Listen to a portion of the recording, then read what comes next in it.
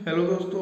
मुझे पता है कि अभी बहुत लोगों का आईबीपीएस इंटरव्यू लगा हुआ है, क्योंकि 19 को भी है, 21 को भी है, तो उसके लिए गुड लक। लेकिन ये है कि इंटरव्यू में जाने से पहले आपको कुछ डॉक्यूमेंट्स की जेरोक्स करा के ले जानी होती है। तो मैं उन जेरोक्स के बारे में बता रहा हूँ कि कौन कौन से डॉक्यूमेंट्स के जेरोक्स आपको चाहिए। तो सबसे पहले तो आपको जो आपका इंटरव्यू का कॉल लेटर आया है उसका जेरोक्स आपको करा लेना है। इसके अलावा जो आपकी रीप्रिंट के लिए अभी लिंक वापस खुली थी, तो जो आपने एप्लीकेशन फॉर्म भरा था उसकी मतलब जितने भी पेजेस होंगे उसको भी आपको जेरोक्स करा के ले जाना है। इसके अलावा आपको अपने आधार कार्ड का जेरोक्स कराना है, अपने पैन कार्ड का जेरोक्स कराना है। एक्चुअली पैन कार्ड की जगह पे किसी बंदे के पास पैन कार्ड नहीं था वहाँ पे, मुझे याद है। तो उसने सर से पूछा था तो उसका डीएल भी लग गया था। अगर पैन कार्ड ना हो तो आप डीएल लेके जा सकते हो और वहाँ जाके उनसे बात कर सकते हो कि ये दिक्कत थी, मेरे पास पैन कार्ड नहीं था। तो मेरे ख्याल से वो लोग मना नहीं करते, क्योंकि उस लड़के को मना नहीं किया था। इसके अलावा आपको जो अपने 10th की मार्कशीट है वो लेके जानी है, 10th का सर्टिफिकेट लेके जाना है। जो 12th की मार्कशीट है 12th का सर्टिफिकेट लेके जाना है।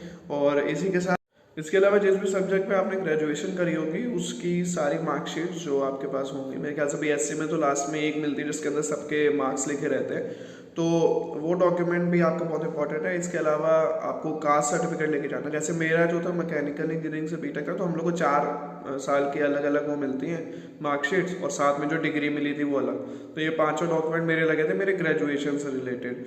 तो आपका भी जो इस तरीके के हो तो अपने सारे डॉक्यूमेंट्स लेके जाइएगा अपने ग्रेजुएशन से रिलेटेड जो भी होंगे। इसके अलावा अपने कास्ट सर्टिफिकेट में आप जिस भी कास्ट से बिलोंग करते हैं तो आप लेके जाइएगा। मेरा ईडब्ल्यूएस से था तो मैंने ईडब्ल्यूएस अपना दिखाया था डॉक्यूमेंट, और उन्होंने एक्सेप्ट कर लिया था, क्योंकि वो सिर्फ लैंग्वेज का फ़र्क था, इंग्लिश हिंदी, बाकी पूरा जो फॉर्मेट था वो सेम था, तो उसमें कोई दिक्कत नहीं है ईडब्ल्यूएस वाले में। बाकी मेरे ख्याल से ओबीसी में जहाँ तक मुझे लग रहा है कि सेंट्रल और इसका स्टेट का अलग होता है, तो सेंट्रल वाला वो लोग जो है वो एक्सेप्ट कर रहे हैं, तो वो चीज़ निकल के आ जाती है। बाकी आप एनओसी अपनी लेके जाओ, जिस भी जॉब में आप काम करते हो वहाँ की एनओसी बहुत ज़रूरी है, तो वो लेके जाइए। इसके अलावा जो आपने कंप्यूटर एप्लीकेशन है, कंप्यूटर से रिलेटेड कि आपको कंप्यूटर नॉलेज कहाँ से है, कहीं ना कहीं से आपने मेंशन किया होगा, हो सकता है जैसे मेरे पास ट्रिपल सी था, किसी एक लड़के के पास वो लेवल था, तो और किसी के पास होता है वो अपने 10th में 12th में स्टैंडर्ड में पढ़ा होता है, तो वो भी बता देता है। तो ये सारे डॉक्यूमेंट मतलब जिस भी चीज़ को आपने मेंशन किया था फॉर्म में, वो सारी चीज़ों का प्रूफ आपके पास होना चाहिए। तो मेरा तो यही कहना है कि अपने सारे डॉक्यूमेंट्स लेके चले जाइए। मेरे ख्याल से वहाँ पे जब डॉक्यूमेंट्स की चेकिंग हो जाएगी तो क्या पता वो लोग अगर कोई एक्स्ट्रा डॉक्यूमेंट मांगते हैं तो आपके पास उस समय होना चाहिए।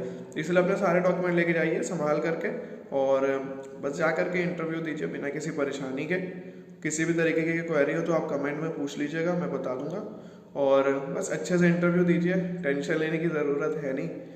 आप प्रेशर में आओगे तो जो वो क्वेश्चन पूछने वाले हैं वो आप गड़बड़ कर सकते हो, क्योंकि देखिए प्रेशर में अगर आप आओगे तो उनके क्वेश्चन को टैकल नहीं कर पाओगे, क्योंकि जो इंटरव्यूअर पूछने वाला है वो आपको पता नहीं हो क्या पूछने वाला। वो बैंकिंग से पूछ सकता है, आपके ग्रेजुएशन से पूछ सकता है, वो आपके नाम से रिलेटेड पूछ सकता है, वो कुछ भी पूछ सकता है। इसीलिए टेंशन लेने की ज़रूरत नहीं है, प्रेशर में आने की ज़रूरत नहीं है।